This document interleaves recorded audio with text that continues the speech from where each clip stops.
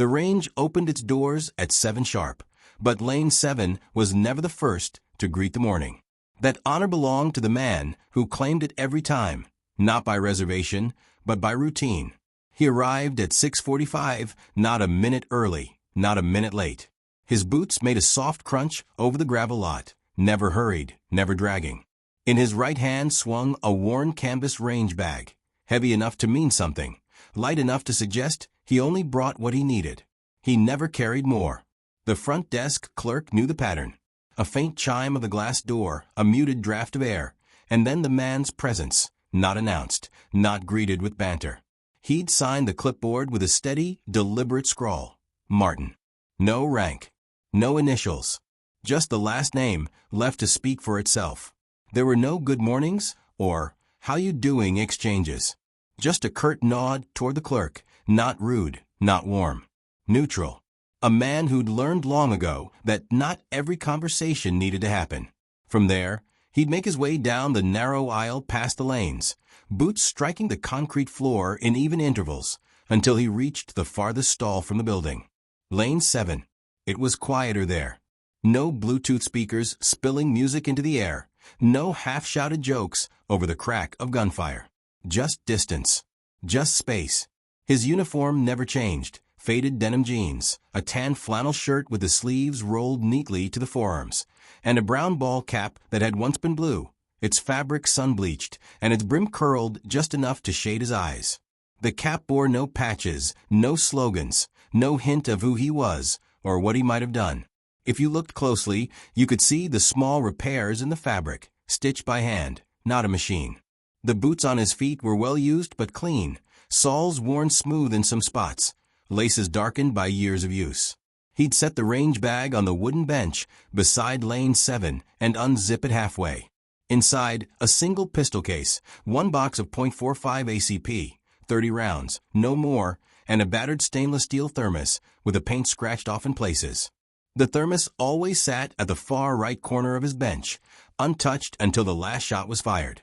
Most regulars had a name for him: Pops, Old Guy, sometimes Grandpa. The casual nicknames people give when they don't know someone's real story. They thought he was just another retiree with too much time on his hands, burning ammo to pass the day. They'd nudge each other, chuckling at how he only ever brought one target and left as soon as he was done. Some even joked that he was saving for the apocalypse, with how precise and sparing his shooting was. But the staff had noticed things the regulars didn't. They saw the way his eyes swept the area, not out of paranoia, but habit. They noticed how he set his feet before he drew, how every movement seemed deliberate, never wasted.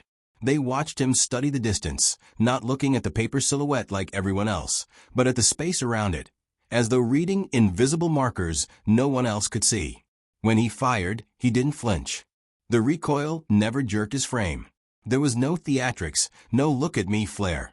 Each shot was measured, each pause between shots just long enough to make you think there was more going on behind those eyes than simply aiming at a target. And when he was done, he never stooped to collect his spent brass. He'd just unload the pistol, set it down, and pour himself coffee from that dented thermos. This was Martin's ritual, and rituals don't need an audience.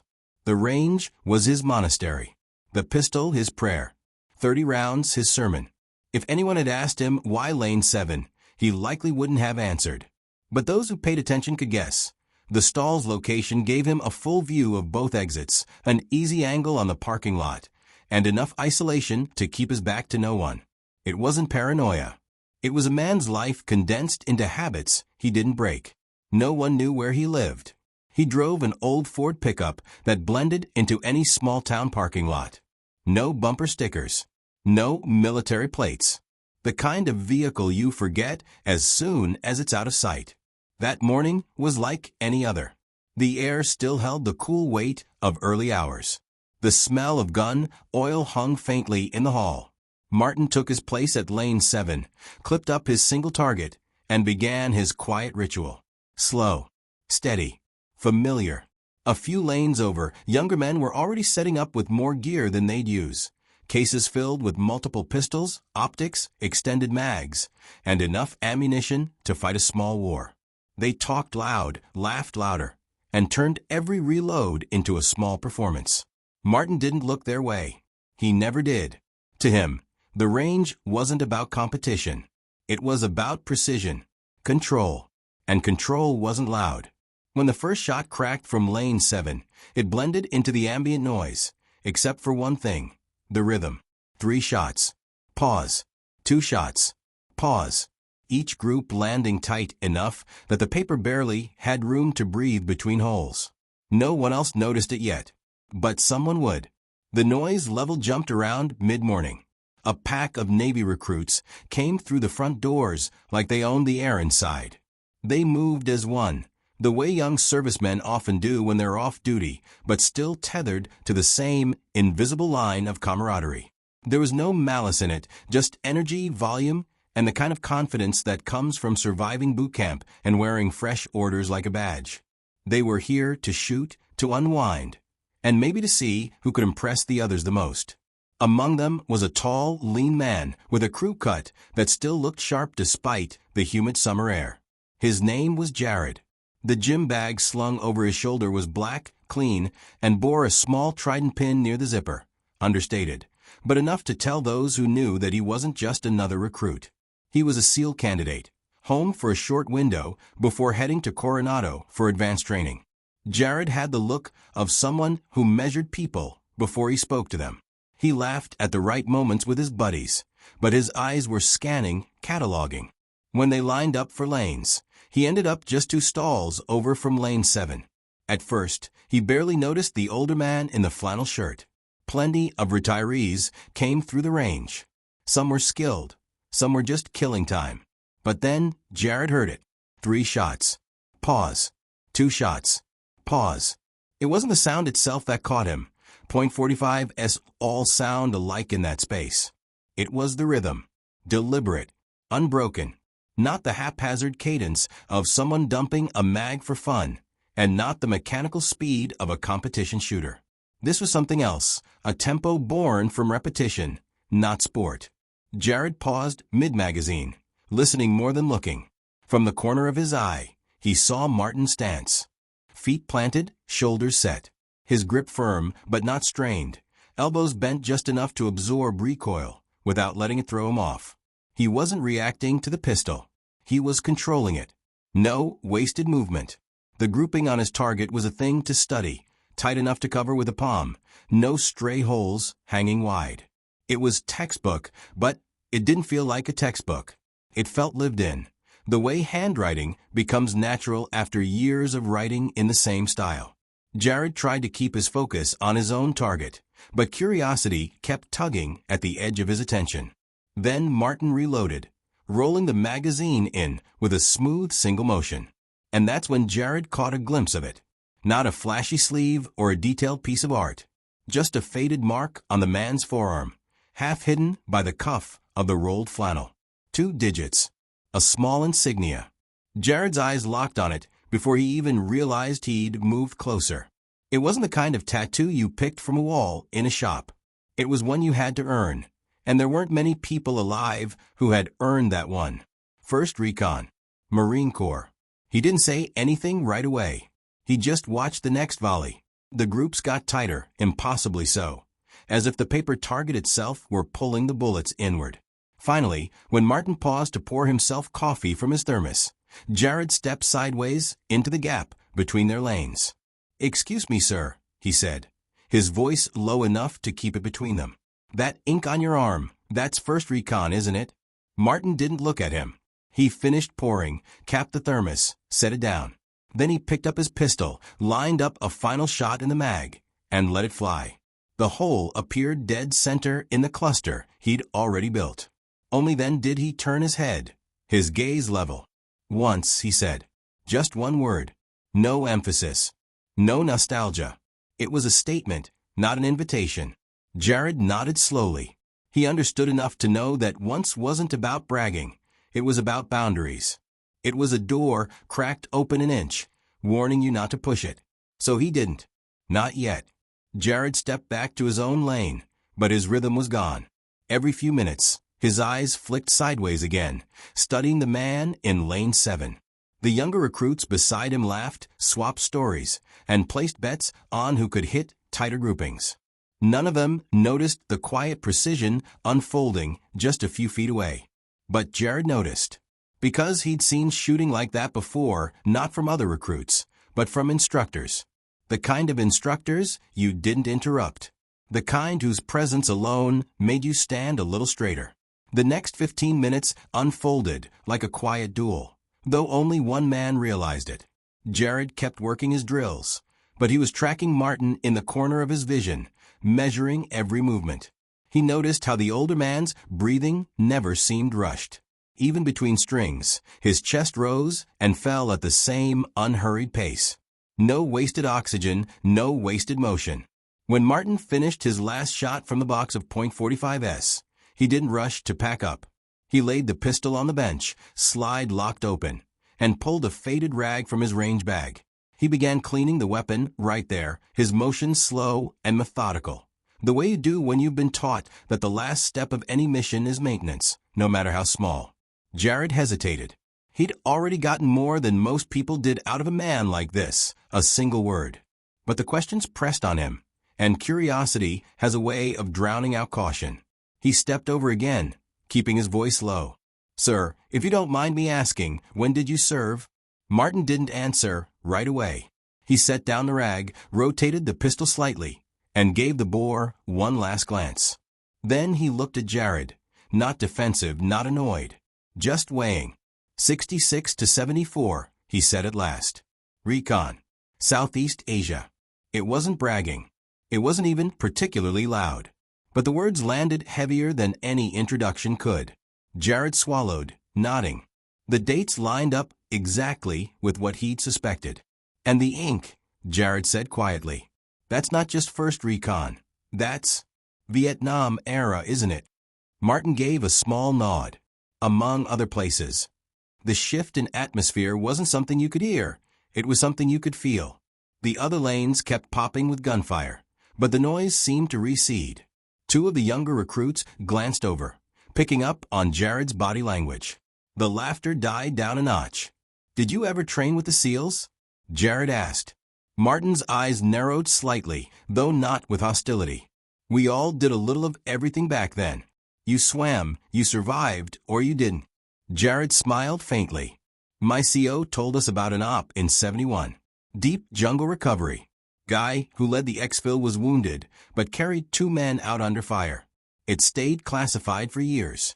Martin didn't blink. A lot of things stayed classified for years. And there it was, the door closing again. Not slammed.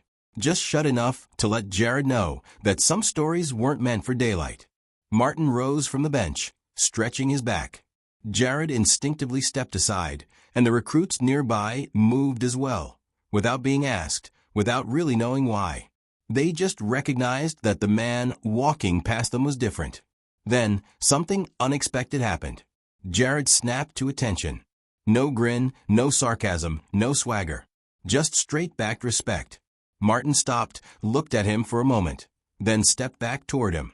He reached into his pocket, withdrew something small and heavy, and pressed it into Jared's palm. It was a coin. Not the kind you find in a store or get from a unit gift shop. This was heavier, denser, with the first recon insignia on one side and 2 words on the other. "Still here." Martin leaned in, his voice just above a whisper. "You'll know when it's your time to go quiet. Until then, earn it." No handshake. No salute. Just a turn, a steady walk, and Martin was gone, slipping out into the morning sun without looking back. Jared stood frozen, the coin biting into his palm. He'd seen pretenders before, men wearing patches they hadn't earned, telling stories they'd lifted from someone else. This wasn't that. This was the opposite. The kind of man who carried the weight of what he'd done without ever asking for recognition. "Yo, Jared," one of the recruits called from down the line. "You good?" He didn't answer at first.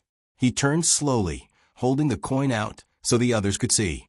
They crowded around, expecting a joke. But when they saw the insignia, the jokes died in their throats. "No way," one of them muttered. "That's real." "It is," Jared said. "Who gave it to you?" another asked. Jared's gaze drifted toward the now empty Lane 7. The man you all ignored. The one you thought was just some old guy. Silence settled over them. Not awkward, respectful. The kind of quiet that fills a room when you realize you've been in the presence of someone you should have noticed sooner. That night, Jared couldn't shake the feeling. It stayed with him on the drive back, in the shower, even when he sat down in front of the TV to distract himself. The coin was still in his pocket, heavier than its size should have allowed, pressing against his leg like an anchor. Every time he moved, he felt it. By midnight, he'd given up on sleep. He sat at his small desk, booted up his laptop, and opened a browser. If Martin was who Jared suspected, there'd be almost nothing to find, at least nothing obvious. But he'd been trained to dig deeper. It started with declassified military archives. Not the surface-level gloss you find in documentaries, but the dusty corners of the web where scanned PDFs lived. Files redacted with thick black bars, metadata scrubbed, dates blurred. He searched by unit first. 1st Marine Reconnaissance Battalion, Vietnam, 1966 to 1974. Pages of general history came up, training, deployments, major operations. But names? They were scarce. Too scarce. Jared narrowed the parameters. Recon, Laos, 1971. That's when things got interesting. Laos in 1971 was a place history books barely mentioned. Officially, U.S. forces weren't even there. In reality, deep reconnaissance teams had been running black missions across the border for years, often under complete radio silence. Most of those ops never made it into public record. But in a half-buried MACVSOG log, there it was, a single entry, written in clipped military shorthand. S. Sergeant Thomas Martin, 1st Recon, Laos, March 6, 1971. Extraction under fire. Recovered 7 personnel. Refused medevac despite wounds. Declined award. Recommendation buried. Note, asset considered irreplaceable. Status, now silent. Jared read it 3 times, letting each word sink in. The brevity was almost insulting. There were no adjectives. No descriptions of what under fire meant, how heavy the shooting was, how bad the wounds were, or what it took to carry 7 people out of jungle terrain under those conditions. Just facts. And that last note, now silent. That wasn't just an observation. That was policy. Men like Martin didn't write memoirs. They didn't speak at banquets. They didn't even tell their families the full truth. They carried the weight alone. Jared leaned back in his chair, staring at the screen. Still here. That was what the coin had said. Now, the meaning was clear. Martin wasn't just alive. He was living proof of something that had almost been erased. At 2:30 a.m., Jared finally closed the laptop. But he didn't go to bed. He just sat there, the coin on the desk in front of him, thinking about the way Martin had moved, the way he'd spoken, or rather, the way he hadn't spoken. The next day, Jared didn't tell the others what he'd found.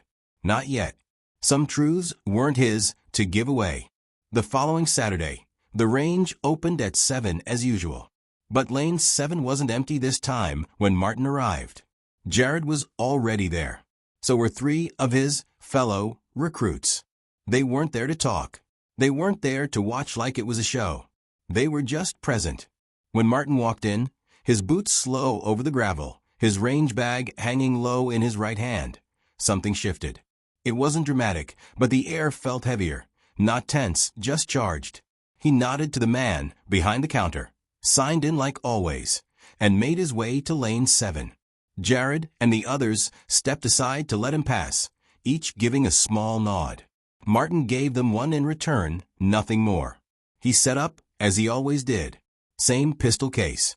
Same box of 30 rounds. Same thermos in the corner. The target clipped to the frame without ceremony. But the silence was different this time. There was less chatter from the other lanes, less ego in the air. Even the cadence of other shooters seemed to fall in line with a quieter rhythm. Martin fired his first group, slow and controlled. By the time he was halfway through his second, Jared stepped forward, a sealed box of .45s in his hand. Figured 30 wouldn't be enough today, he said. Martin glanced at the box, then at Jared. His eyes lingered for a moment before he gave a small nod. He took the ammo without a word, reloaded, and went back to firing. The message was clear. Questions could wait. This was work. By the time Martin finished the second box of ammo, the air inside the range had shifted into something more like a classroom than a firing line. Nobody had announced it. Nobody had told the younger shooters to keep their voices down. But they had. Even the clatter of spent brass seemed muted. When the final casing rolled to a stop against the concrete, Martin stepped back, set his pistol on the bench, and poured himself coffee from the battered thermos. He didn't offer it. He didn't need to. The act itself felt like a pause in something important, a change of gears rather than an ending. One by one, the younger recruits passed him. Not in a parade, not in a line, just individually, each offering a nod or a quiet sir before moving on. Petty, the same kid who had joked about the old guy a week earlier, lingered longer than the rest. "We looked you up," he admitted awkwardly. "Some of us, you saved a lot of people." Martin took a slow sip of coffee, then wiped the rim with his sleeve. "They saved each other," he said simply. Petty opened his mouth as if to respond, then closed it again. He nodded and walked away without another word. Only Jared remained. He stepped up and sat beside Martin on the wooden bench, both of them facing the empty lane. For a while, they didn't speak. The smell of cordite still hung in the air, mixing with the faint bitterness of coffee. "You ever think about teaching?" Jared asked finally. Martin's eyes stayed on the target frame at the far end of the lane. "I spent 30 years trying to forget the things I'd have to teach," he said. "Some of us need to remember," Jared replied. Martin turned slightly, his gaze steady. "You don't teach this. You absorb it. Quietly. Over time." Jared nodded once. "That's why I'm still listening." For a long moment, Martin just studied him. Then the faintest shadow of a smile tugged at the corner of his mouth. "Then don't talk so much." They both chuckled under their breath, the sound low and private. When Martin stood to leave, he left the fresh ammo box Jared had given him sitting on the bench, unopened. It was a small thing, but Jared understood it for what it was. A gesture of respect returned. That afternoon, the range staff made a quiet change. Above Lane 7, they screwed in a small brass plate no larger than a business card. It didn't say hero or legend. It didn't even mention recon. It simply read, "Lane reserved until he says otherwise." Martin never asked who put it there, and he never told them to take it down. Weeks turned into months. Martin still showed up at 6:45 every Saturday, still brought the same 30 rounds, still moved with the same deliberate calm. But now, the younger generation watched him differently. They didn't interrupt. They didn't try to impress him. They just learned by watching the stance, the reloads, the way he scanned the environment without seeming to. Some men teach with words. Others teach by presence. Martin was the latter. He never told war stories, never raised his voice, never asked for a thank you. Yet every shot he fired seemed to carry the weight of a chapter no one had read, and maybe never would. Jared kept the coin. He never wore it, never showed it off. It stayed in the same small box on his desk, waiting for the day it would mean something more. He didn't know exactly what Martin meant by "you'll know when it's your time to go quiet," but he knew it wasn't a metaphor. Not entirely. Sometimes, when the range went quiet between volleys, Jared found himself glancing at Lane 7, watching the slow, steady rhythm, and thinking about how the real warriors never needed to be seen to matter. Because Martin didn't need a biography. He didn't need applause. All he needed was one person to notice, to look past the flannel and the faded cap and see the truth that lived under his sleeve. And now that someone had, every round he fired taught more than any lecture could. If you've ever met someone like Martin, the kind who carried history without asking for recognition, say their name, share their story. Because the most powerful voices don't shout. They wait.